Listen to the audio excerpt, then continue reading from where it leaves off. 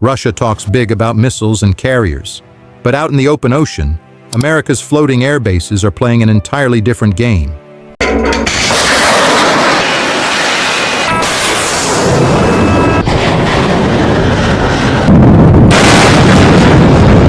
Somewhere at sea, a U.S. aircraft carrier moves silently, armed with operational weapons. Russia and China watch nervously. Now here's where people underestimate what they're really looking at.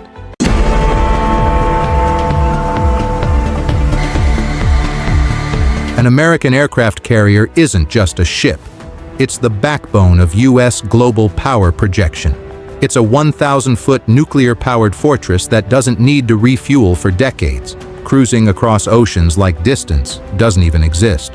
That nuclear endurance means it can stay on station longer than most countries can sustain an operation. Think about that for a second. These aren't just vessels. They're floating military bases, full air wings, strike fighters, surveillance aircraft. Defensive missile systems are layered like armor. And they're not parked safely at home. They're deployed in the South China Sea, the Mediterranean, the Red Sea. Real flashpoints, real tension. And here's the twist. Naval warfare has changed dramatically in the last 5 years. Anti-ship missiles were supposed to make carriers vulnerable. Hypersonics were supposed to push them back. Instead, the opposite happened. The systems now on board aren't experimental prototypes. They're operational, deployed, tested, integrated. Russia and China know this. That's the psychological edge. When a carrier strike group enters a region, it shifts the entire balance instantly. Technology has stretched battlefield reach so far that threats can be neutralized long before they even see the carrier. And that changes everything.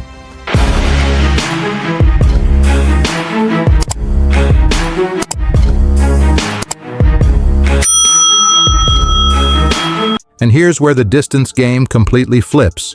The RIM-117B, nicknamed Gunslinger, didn't even exist a few years ago, and now it's rewriting long-range air combat. This thing reaches over 300 miles. Let that sink in. That's not standard air-to-air range. That's beyond the horizon dominance. What makes it even crazier?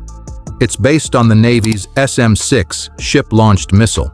Engineers took that proven naval weapon, removed the booster, reworked it, and adapted it for launch from a F/A-18 Super Hornet. Suddenly, a carrier-based fighter can hit targets at distances that used to require an entire destroyer. The first public glimpse came during RIMPAC in July 2024. Photos surfaced of Super Hornets aboard the USS Carl Vinson carrying these massive missiles under their wings. At first, people thought it was experimental. Then confirmation came. It was operational. Now it's deployed with Carrier Air Wing 5 in Japan, just a few hundred miles from the Taiwan Strait. That's not random positioning. That's strategy.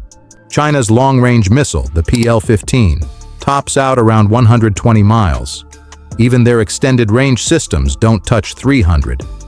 The Gunslinger more than doubles that. It allows American pilots to target early warning aircraft, surveillance platforms, and support assets before enemy fighters can even react. Remove those airborne eyes, and entire air defense networks start collapsing. And it's not just air-to-air. The RIM-117B can hit ships and ground targets too. It carries a 140-pound warhead and screams through the sky at Mach 3.5. Intercepting that? Good luck. There's even testing underway, suggesting it could engage hypersonic threats. If that proves consistent, that's another layer Russia simply doesn't have at the carrier-based level. This missile changes who shoots first, and who never gets the chance.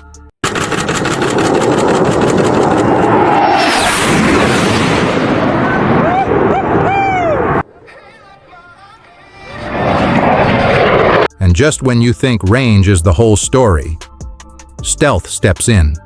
The F-35C. Lightning II isn't just another version of the F-35. This one was built specifically for carrier warfare.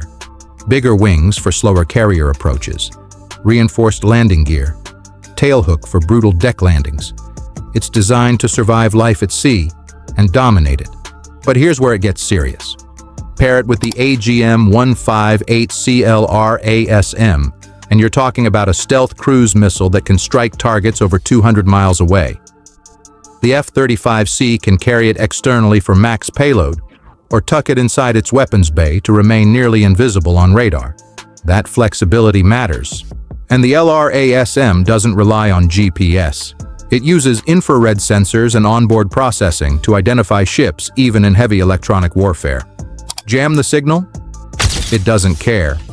It keeps hunting. That's the kind of resilience modern naval warfare demands. The first major Allied demonstration happened during Talisman Sabre in 2025.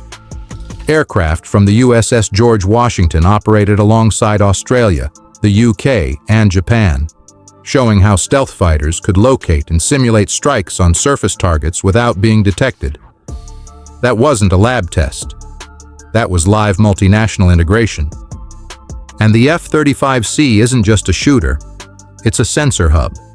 It fuses radar, infrared, and battlefield data into one picture and shares it across the fleet. It can detect threats, pass targeting data to other ships or aircraft, and even guide weapons mid-flight. It acts like an airborne battle manager. China is still working to mature its stealth fleet. Russia's carrier aviation, limited, aging, and nowhere near this level of integration. Right now, F-35Cs operate from USS Abraham Lincoln, USS Carl Vinson, and USS George Washington in the Pacific. And in 2026, upgrades will allow 6 internal air-to-air missiles instead of 4. More firepower, same stealth. That's not catching up. That's widening the gap. Pac-Man, this is Green Bay. Request green range. This is Pac-Man. Your target's at IP. Green Bay, roger, out.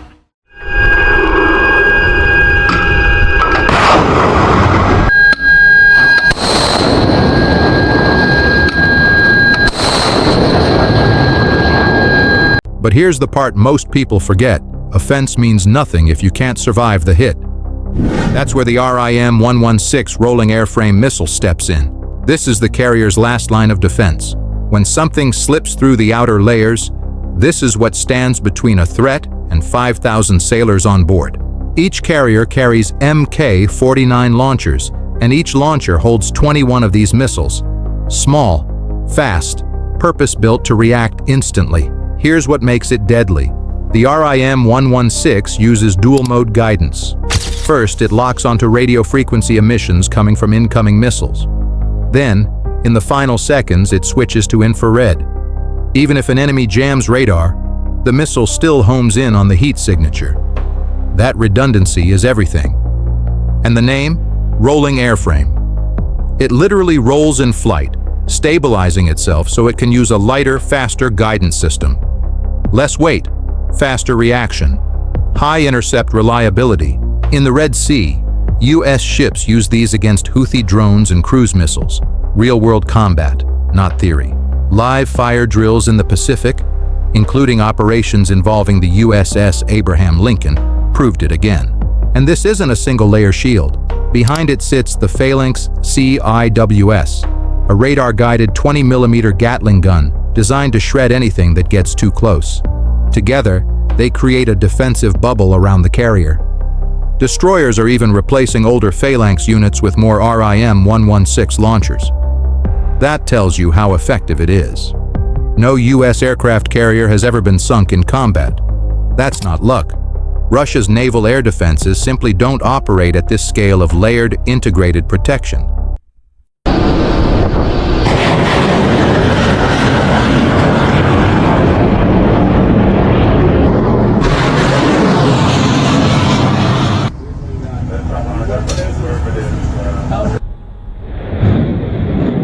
Now step one layer farther out.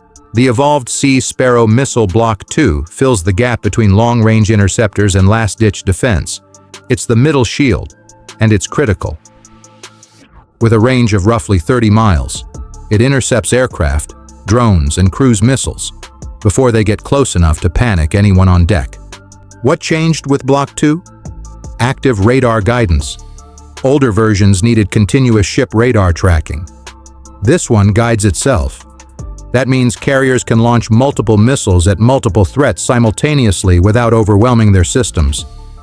Each Mk-29 launcher holds 8 ESSMs, positioned around the ship for full 360-degree coverage. See skimming missile coming in just above the waves? The ESSM can drop low and intercept it in that narrow window where seconds matter most. And here's the bigger picture: NATO integration. These missiles operate within a shared Allied network. If a European destroyer detects a threat, that data can flow instantly to an American carrier, which can respond immediately. In testing, Block 2 hit 29 out of 30 targets. When you're protecting a $13 billion nuclear-powered carrier, that reliability isn't optional. Russia and China operate mostly alone. They don't have that same level of alliance-based data sharing. And in modern naval warfare, information shared quickly is often more powerful than the missile itself.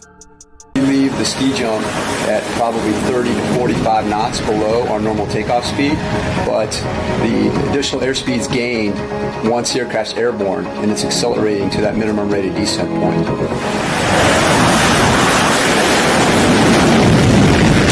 And now the workhorse, the jet that keeps showing up, mission after mission. The F/A-18E/F Super Hornet Block 3 is still the backbone of Navy aviation. 2 decades in, and it's not fading, it's evolving.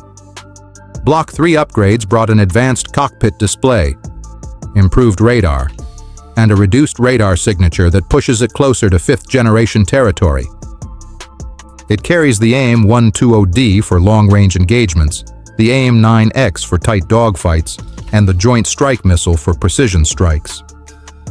Air-to-air, air-to-ground, electronic warfare. It does all of it.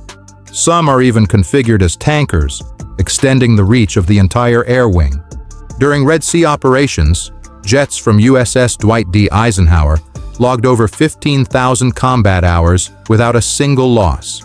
Future upgrades include conformal fuel tanks, boosting range by 30%, new electronic warfare pods, and integration with the MQ-25 Stingray. Russia's carrier aviation simply doesn't operate at this scale, reliability, or modernization pace. From the AIM-174B's 300-mile reach to the stealth F-35C, layered missile defenses, and the upgraded Super Hornet, these are operational systems deployed now. Backed by relentless training and real combat experience, U.S. carriers remain unmatched. So what's your take? Comment below, like, and subscribe for more.